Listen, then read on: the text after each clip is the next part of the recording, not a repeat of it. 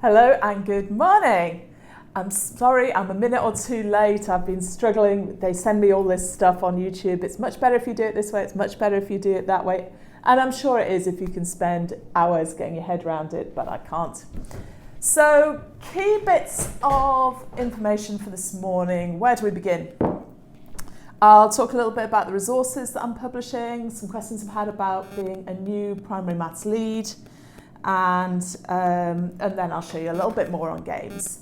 And if I get any questions, they take priority over everything. You're really welcome to submit your questions.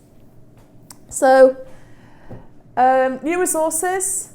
There's a couple more videos. One went live yesterday. One is going live at 9:30 today on decimals age 9 to 11. And in the age group 9 to 11, we're able to become a little bit more hand-wavy, a little bit more reliant on imagining things in your head rather than them all being multi-sensorial. Children have got to be able to experience them in the concrete, as they need to be able to do. A lot of children need to be able to do about the age of 7 or 8 still. So if you're teaching whole classes, those methods are necessary. Hello, I can see people are starting to join. If you'd like to say hi or raise any questions, please do. Love to know your questions.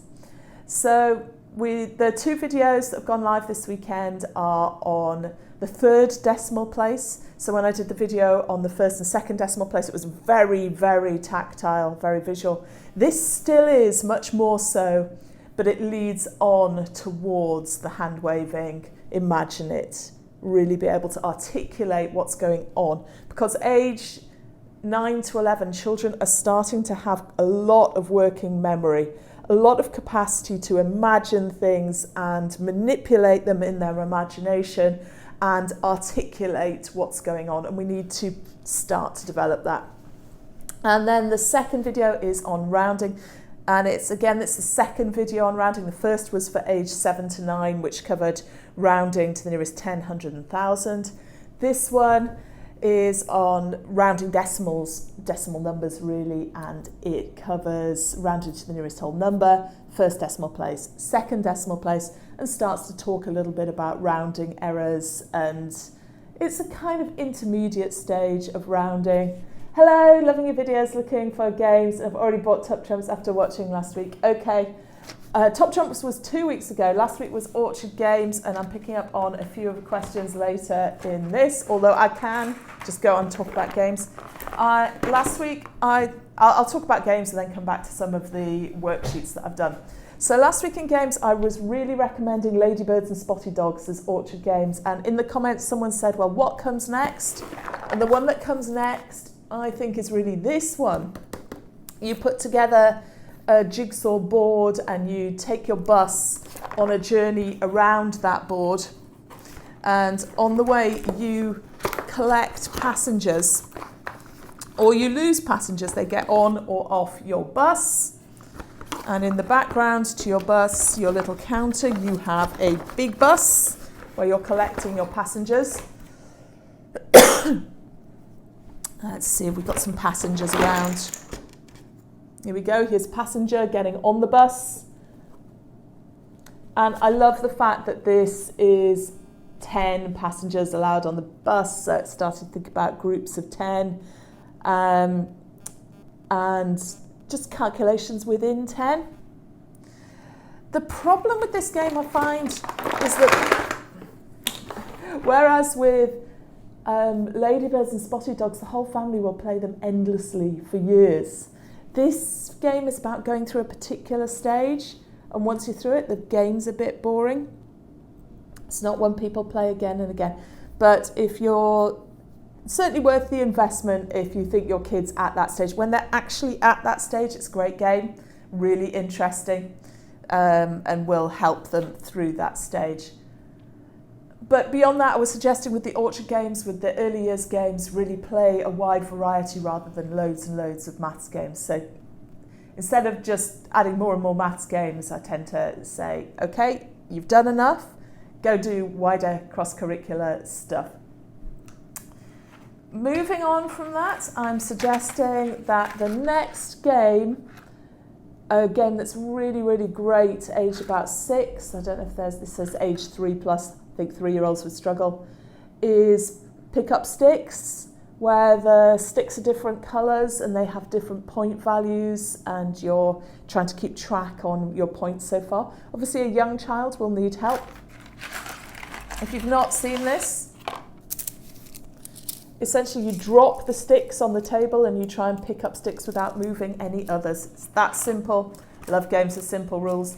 Again, this is one that the whole family will happily play. Really quick game. It's like out the box, bang, drop, let's play. And that really helps in family dynamics.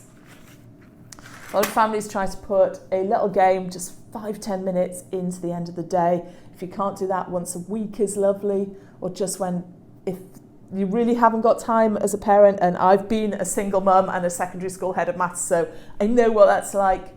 If you just encourage the other people who work with your children, grandparents, after school clubs, encourage them to play these games with children. A lot of after school clubs and carers do it anyway, and that's fine. As far as I was concerned, if my children were getting loved and were growing and were flourishing, I was happy. It didn't have to be me. Speaking of my children, I think that was one in the background there. Anyway, another great game at this stage, Dominos. And as well as starting to match the dots and count the dots at the end of the game,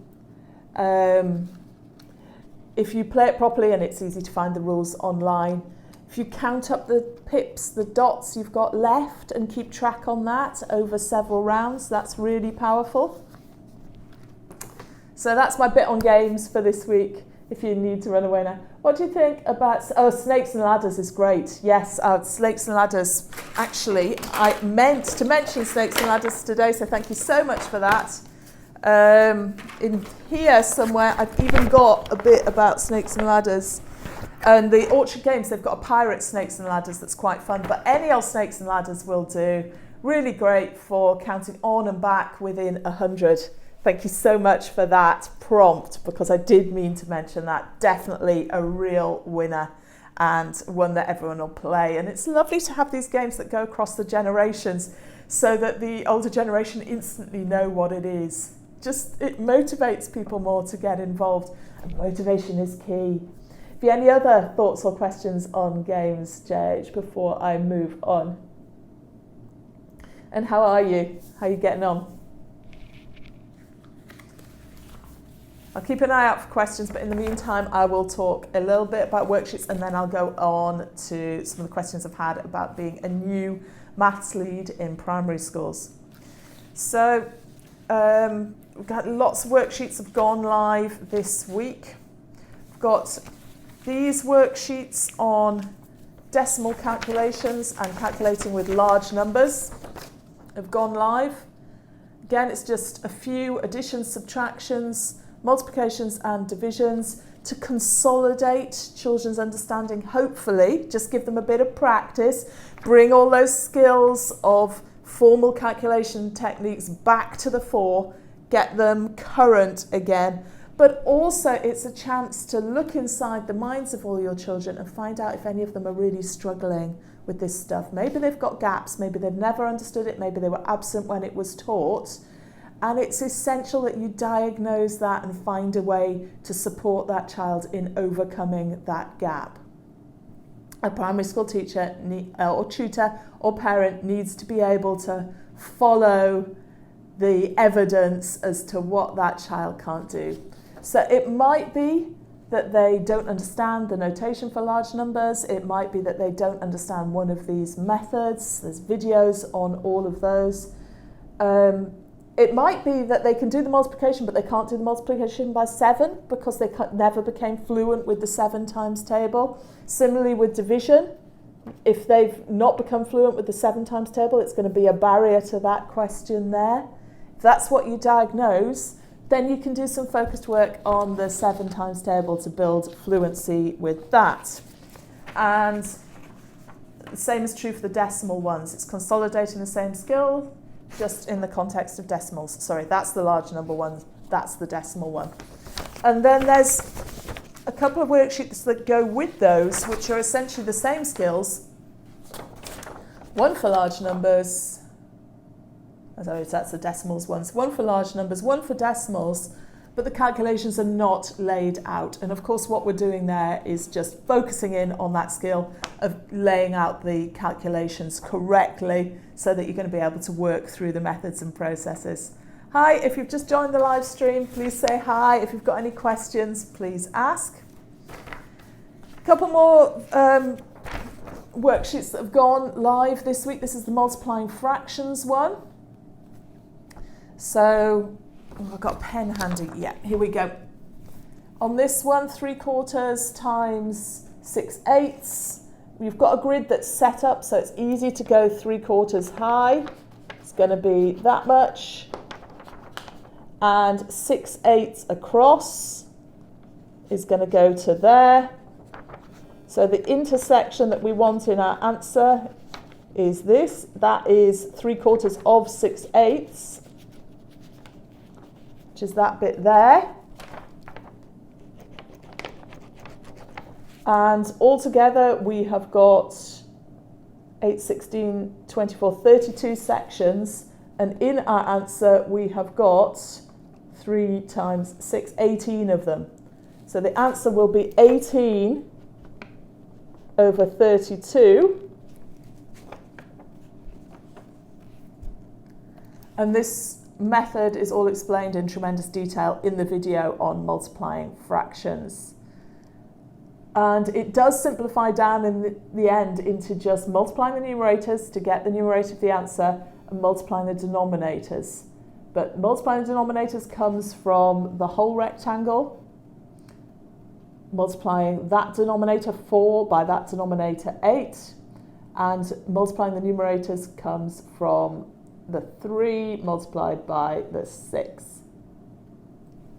So that video supports, that worksheet supports that video, and then there's also this one on multiplying fractions by whole numbers. So if we look at, say, 2/5 times 5, we've got 5 sticks that can all be broken into fifths. So if we take 2/5 of each one, that's that much. We can see we've got 10/5 altogether, which is 2 whole sticks.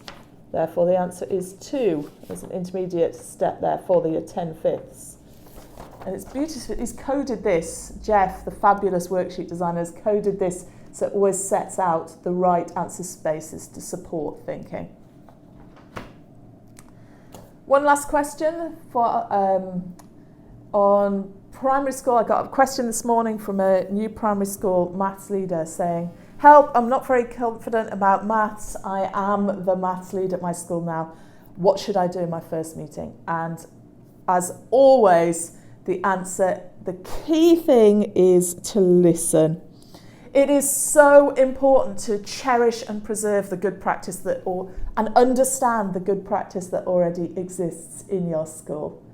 So, and teachers will feel confident when you've taken time to understand their strengths. Teachers want to build from what's good and what works.